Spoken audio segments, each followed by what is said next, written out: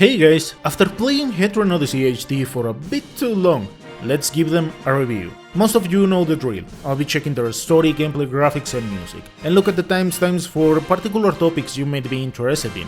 Before starting, all I wanna say is that I do not consider this game a definitive edition, because Atlus used the original DS versions of the game, with the slight improvements that I'll cover in the respective time. But if your idea is to have the collection as a definitive one, at least as of the making of this video you need to get The Millennium Girl and Fafnir Night, which have 3D modeling and a rearranged soundtrack. As for Etrian Odyssey 3, this is the best version so far. And just consider these games if you really are into classic RPG experiences, and without further ado, let's begin. Story-wise, let's not jump into many details. Etrian Odyssey begins in pretty much the same way every single time. A group of adventurers arrives to a city and the main idea is left up to the player. Like, are you searching for riches, conquest, fame? Only you know. So let's go by parts, because the narrative of these games it's going to be entertaining for those who like to imagine characters and put them into the different events the game throws at you. If that is not your case, most likely these stories are not going to be for you, because Etrian Odyssey narratives are quite liked for the most part,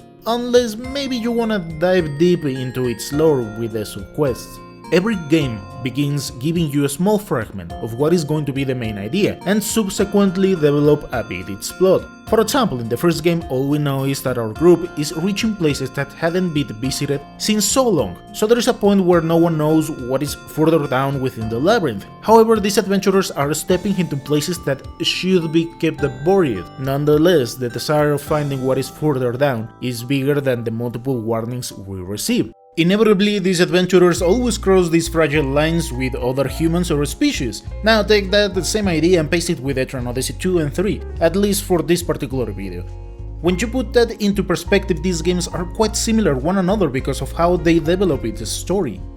Personally, I prefer Etrian Odyssey 2 and 3 story-wise, because once you reach the last stratum in the first game and you hear the reasoning behind the whole conflict, it breaks really bad how different things were built up. While Etrian Odyssey 2 uses the same idea as the first game, I believe it was re-scripted to make something much more intriguing, because story-wise it offers an interesting idea about monsters. Maybe not with the same premise as the first game, that could have been way better, but maybe it was a bit too late. However, we could use the second game as how humanity took different routes. With that idea on mind, imagine that we need to conquer heaven and earth. Quite ironic, but there is some symbolism behind. As for the third game, it offers 3 different routes, depending from your choices once you reach the second city. Now here in all honesty I took the path I considered the honorable one, but if your idea is to be the true last boss for the main game, you may want to read a guide because it is a bit sketchy. However, the story presented here in my opinion was a bit better than Etrian Odyssey 2. I mean, here they talk about the sunken city,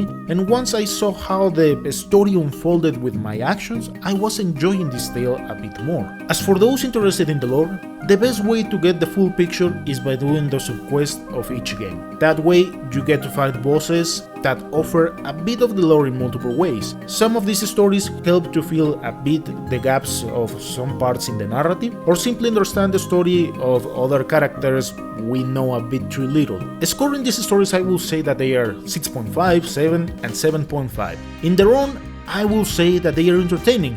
But once you play a lot of these games, you notice how the same idea is used across the series with slight changes here and there, and I do not consider they fall into horrible narrative just because they do not have a main character or something like that. For the gameplay, I want to split it into character creation, the general flow of the game, and post-content. The character creation is one of the best selling points of Etrian Odyssey, so I don't want to dive too much into this like the broken team compositions and ways to cheese. But you don't have to worry that much, we do not have the original ES difficulty, where every single element move landed on your team, ambushes to no end, and so on. But it is always nice to have a classic team composition with a healer, protector and mage. That applies for pretty much every Etrian Odyssey. And for the other 2 units, just place 2 heavy damage dealers, or the cheese. If things get rough down the line, you can always retire characters and get a new unit with better stats, which can be helpful as we get access to a solid unit in the 5th stratum. Perhaps a bit too late for the main game, but fresh for the post-content.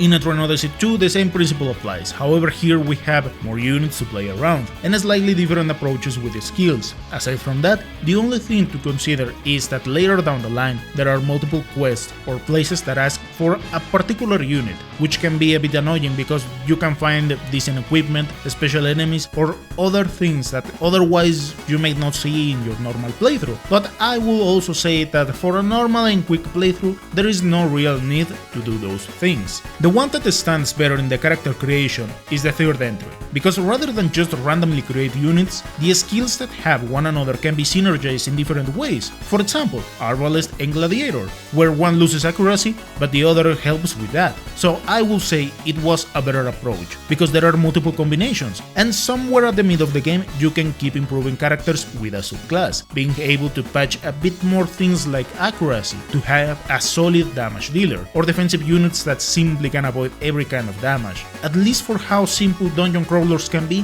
Etrian Odyssey 3 throws a solid idea. Also later down the line, depending from your route, you can unlock another unit.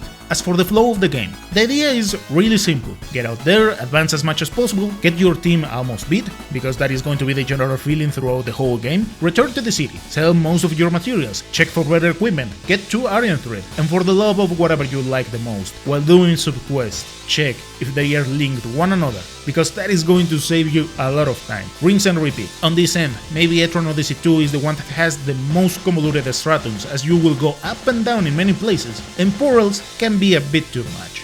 These games become hard if you try to rush so much through the dungeons, so expect something like 10 to 15 hours to finish each stratum. For standard approaches, 10 hours is okay for the main game.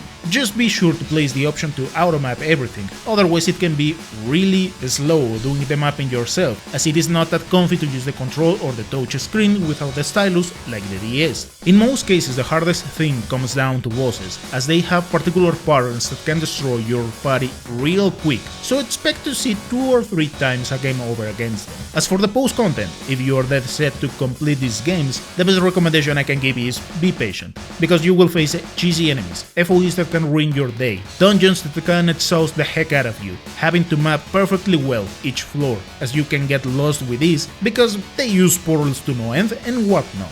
The last dungeons are quite slow, so take your time, and if for some reason the last boss takes longer than 50 turns, just be prepared with a lot of items or replan strategies, as they can chew your party in annoying ways. Your best friend for this is going to be the subquest, where you can get a lot of money to craft the best equipment and best weapons in the game. It is also like a way to prepare yourself before the whole mess you are going to get into. So if you find those enemies a bit too hard, just wait to see what is next in the 6th stratum. Their gameplays are 8, 8.5 and 8.5. They are still quite solid for traditional RPGs, and even when the games are quite hard, they let you experiment as you advance in the main game, and there is always the option to fix a bit your mistakes by retiring characters.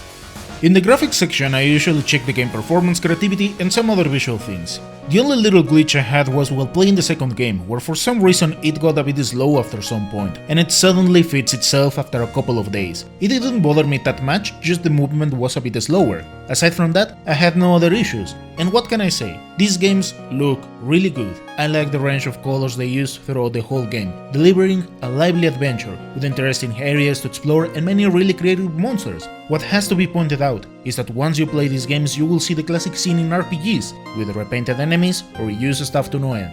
There are several enemies that got used in the 3 games, with a different sprite. As for the HD recreation, well, there is no comparison. The original DS games were not the best looking, just put the HD and the original DS and there is an abysmal difference in many things. In all honesty, I would have preferred to have an HD of the 3D models used in the 3DS entries, but as a traditional RPG with sprites, this works fine. I will give them an 8. They are good looking games, and it doesn't bother me that much having the map on one side, as many older dungeon crawlers were quite similar on that end.